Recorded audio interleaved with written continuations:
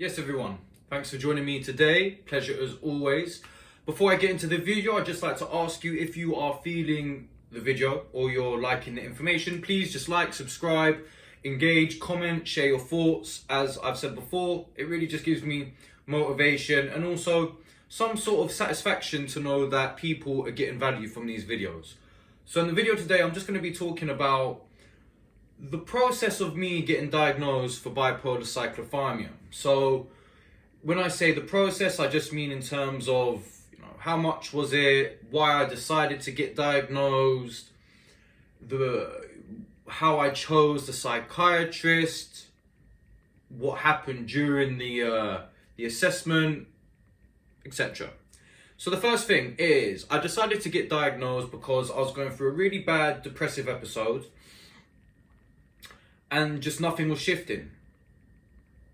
And so I live in the UK and we have the National Health Service, which is free, but to get diagnosed on the National Health Service takes about 6 weeks to sort of get to see a psychiatrist. Obviously there's a long waiting list. And I just couldn't wait that long. I just wanted to get cracking, and at the time my attitude was to just get prescribed some medication as quickly as possible that would hopefully sort or resolve my depressive episodes. But after my assessment, as I'll talk about later on in the video, I decided to go against that. So in terms of finding a psychiatrist, the gentleman's name I believe was something along the lines of Dr. Popolov. I might do another video and just sort of link him in. And I just Googled and then went with my gut instinct. There wasn't really I didn't get a recommendation or anything like that. He was in a place in Harley Street in London, which is sort of the most prestigious, or one of the most prestigious medical streets in terms of private healthcare. You don't get hospitals or anything like that, but a lot of, mental health, or I don't know, if you want to get an X-ray or MRI or something similar like that. And the initial assessment, I only had the assessment, was £400. And then I believe after that, each prior follow-up meeting would be £450, I believe. I think that's right.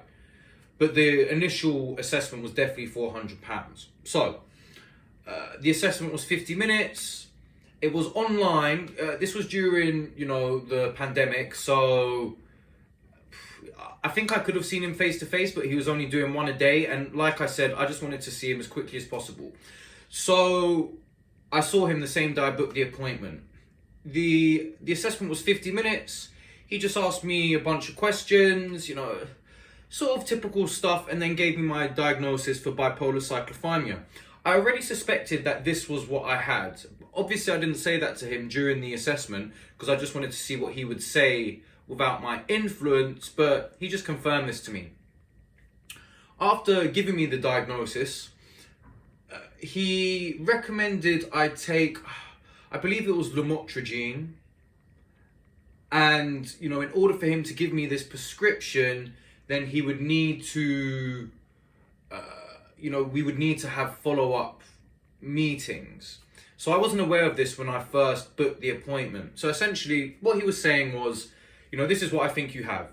Now, when you get prescribed lamotrigine, and I suppose these other medications, there's a small chance of getting some quite serious side effects. So with lamotrigine, from what I understand from my research, it can get as bad as like your skin melts or something similar. Like it can have some really adverse reactions. Now, obviously, this isn't usual, but there's a chance. And something else he said to me, this is what put me off taking medication. He said, this might work, but if it doesn't, we might need to try a few other things. And I just thought, I'm not willing to just start putting loads of different pills in my body to just sort of see how it turns out. Because then it's like, how do you even know the pills are doing anything? So he said to me, after the assessment, he said he'd need to see me for 4 or 5 follow-ups. Reason being is he needs to assess my mood, which makes sense. And he wasn't willing to give me the prescription without confirming the follow-up assessments, because obviously there's a risk factor from my perspective, and it's his duty of care to make sure I'm safe. So, and obviously at the time I just couldn't afford it. I was hoping I'll get the assessment, he'll tell me what's wrong with me, he'll give me the prescription, and that will be it.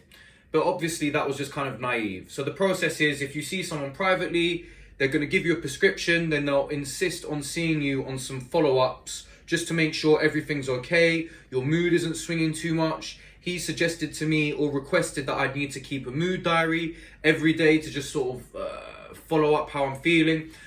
And I just purely went against that because of the price and the financial aspect of it.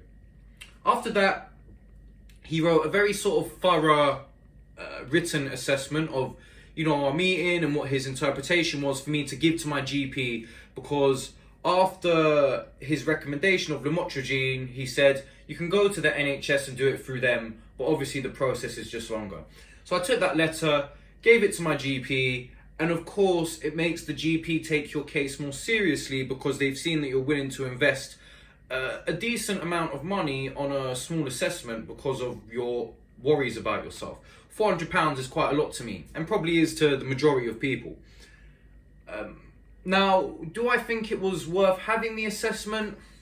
Yes and no. Having the actual assessment, no. But in terms of what it made me do, because after I got my diagnosis, I then thought to myself, I really need to take serious action.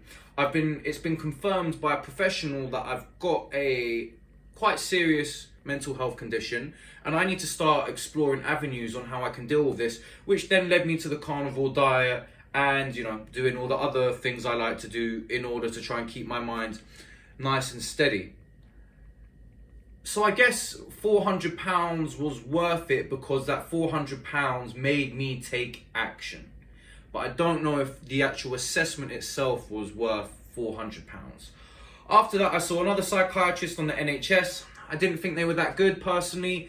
Another thing, if you're going to go privately, the chances are if you see someone privately, they're going to be much more highly qualified and just more experienced. Hence, you know, that's what their job is. So they're going to charge more money. I think that's kind of it. Like I said, I just decided to not go down medication because I don't really think it's the answer. And I decided to try the carnivore diet, which seemed to resolve my problem. And my thoughts were, if the carnivore diet doesn't work, then I think I'm just gonna have to do the medication. But it made a seriously positive impact, and I'm very happy that I didn't go down the taking medication route. From my perspective, it seems to have been the right decision. I hope that's helpful. If you've got any other questions or thoughts, then please leave them down below. I might do a part 2 to this. I'm just doing this in one take straight off the bat because the last couple of days have been really busy for me. So there's probably little bits of information that I've missed out, but I can't think of right now. So I might do another video if anyone's got any questions or anything similar like that. Anyway, wherever you are, I hope you've had a great day and you're going to have an awesome weekend, because right now it's Friday. And I'll see you in the next video. Take care of yourself, stay positive, stay safe. Peace.